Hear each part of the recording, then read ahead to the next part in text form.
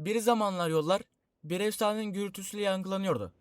Parlak neon ışıkların aydınlattığı şehirde modifiyeli arabalar polislerden kaçar, her virajda adrenalin yaşanırdı. Bu efsane adı Need for Speed'ti. Serinin altın çağı milyonlarca oyuncunun kalbinde özel bir yer edindi. Bir neslin rüyası oldu. Ancak son yıllarda bu gürültü yerini uğultulu bir sessizliğe bıraktı. Peki bu oyun nasıl sessizliğe büründü? Abdullah Hoca çok istiyor.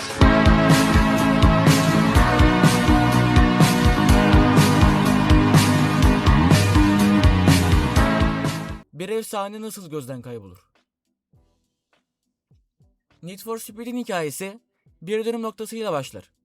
2003 yılında dünya yeni bir filmle çalkalanıyordu. Hızlı ve Öfkeli.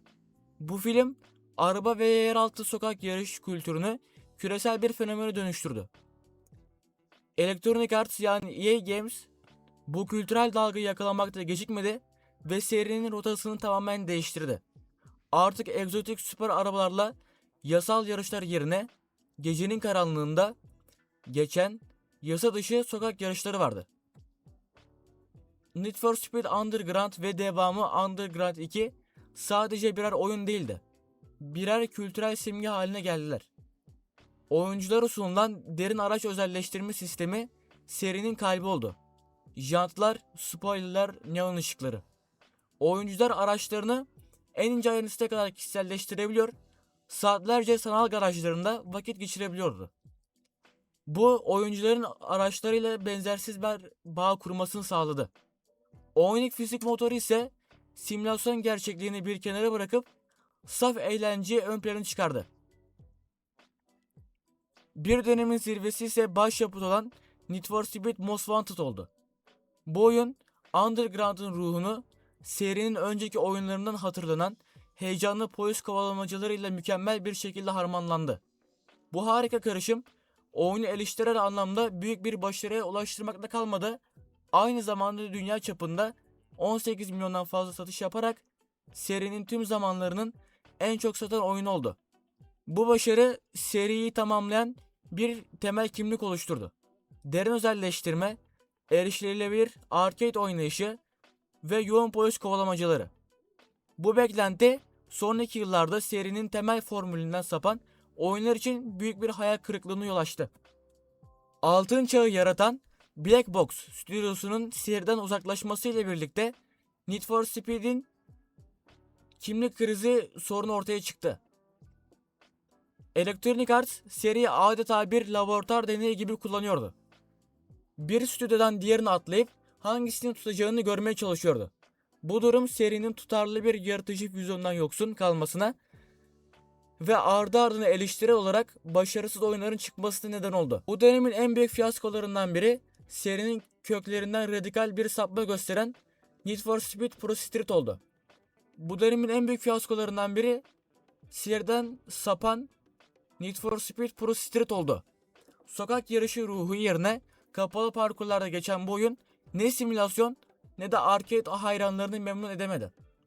Belki de serinin en büyük sorunu sık sık geliştirici stüdyosu değiştirmesiydi. Need for Speed Black Box'tan Criterion Games'e, oradan Ghost Games'e ve en sonunda tekrar Criterion'a geçti. Her stüdyo kendi vizyonunu getirdi. Ancak bu istikrarsızlık serinin kaybolmasına ve marka kimliğinin yok olmasına yol açtı. Criterion, Need for Speed Hot Pursuit ile seriyi bir süreliğine canlandırsa da Most Wanted ile hayran kitlesini ikiye böldü. Eleştirmenler oyun överken hayranlar derin özelleştirmenin ve hikayenin kaldırılmasını affedemediler. Bu serideki kopukluğun sadece oyun kalitesiyle ilgili olmadığını, aynı zamanda Electronic Arts'ın vizyonunun hayran beklentileriyle ne kadar zıt düştüğünü de gösteriyordu. Serinin hikayesindeki bir sonraki perde EA'in seriye özel olarak kurduğu Ghost Games stüdyosuyla açıldı.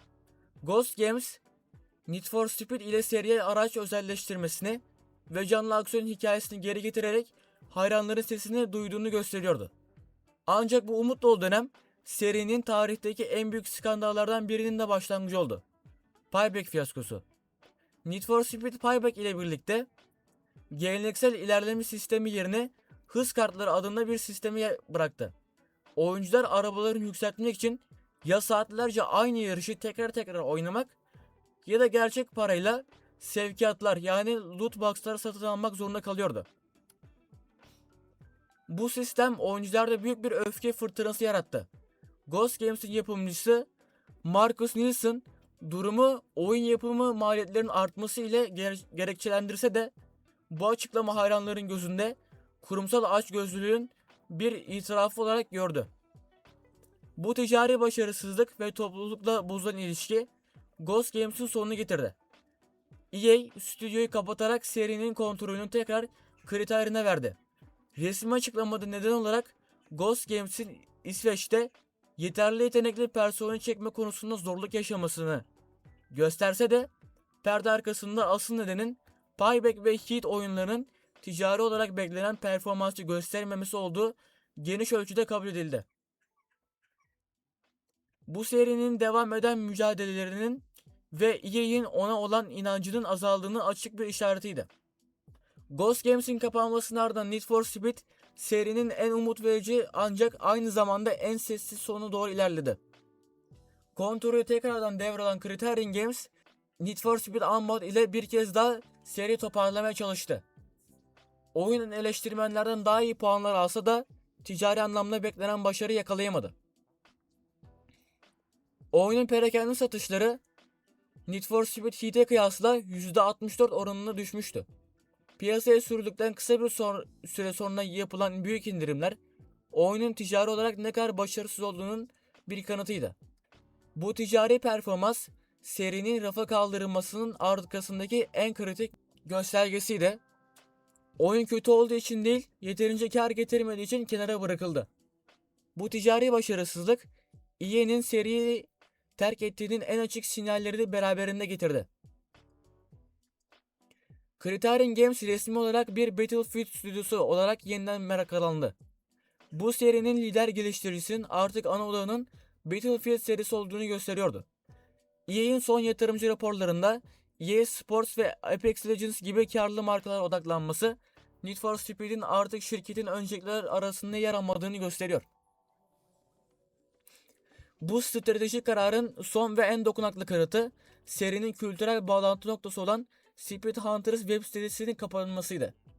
EA tarafından finanse edilen ve araba kültürüne odaklanan bu site serinin adeta ruhuydu.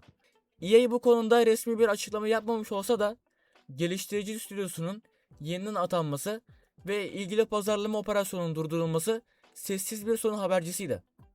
Need for Speed serisinin sessizliğe gömülmesi tek bir olayın sonucu değil.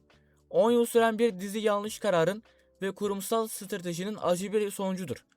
Serinin hikayesi bir zamanlar sahip olduğu güçlü kimliği koruyamayan, sürekli geliştirici ve vizyon değiştiren, hayran kitlesiyle bağını koparan ve en sonunda günümüz pazarında kendini kanıtlayamayan bir markanın trajedisini anlatıyor. Seri altın çağının modifiye araba kültürüne, derin özelleştirmeye ve arcade ruhuna odaklanarak zirveye ulaştı. Ancak sonraki yıllarda bir stüdyodan diğerine savrulan bir kriz yaşandı. Pro Street gibi başarısız deneyler ve Payback gibi agresif mikro ödeme sistemleriyle dolu oyunlar hayranların güvenini ciddi şekilde sarstı. Serinin son oyunu Unbound'un satış rakamındaki ezici düşüş EA için son noktaya koydu. Şirket kar ve önceliklerini daha karlı markalara kaydırma kararı aldı. Bu nedenle serinin durması ne bir dramatik skandalın sonucu ne de bir kötü bir oyun cezasıydı. Daha çok Need for Speed'in mevcut durumuyla EA'in finansal hedefleri için artık önemli bir varlık olmadığına dair yapılan hesaplı bir kurumsal karardı. Geliştirici Criterion'ın Battlefield'e kaydırılması ve Speed Hunters sitesinin kapatılması bu soğuk ve stratejik kararın fiziksel göstergelerinden biri. Need for Speed'in motoru şu an için durmuş olabilir ancak bu yolun tamamen sonuna geldiğimiz anlamına gelmez. Hayranlar hala bir zamanlar bu serinin onlar hissettirdiği coşkuyu hatırlıyor ve bir gün efsanenin geri dönmesi için umut besliyor. Ancak şu an için bu sorunun cevabı belirsizliğini koruyor. Yol bitti mi yoksa sadece uzun bir mola mı verildi?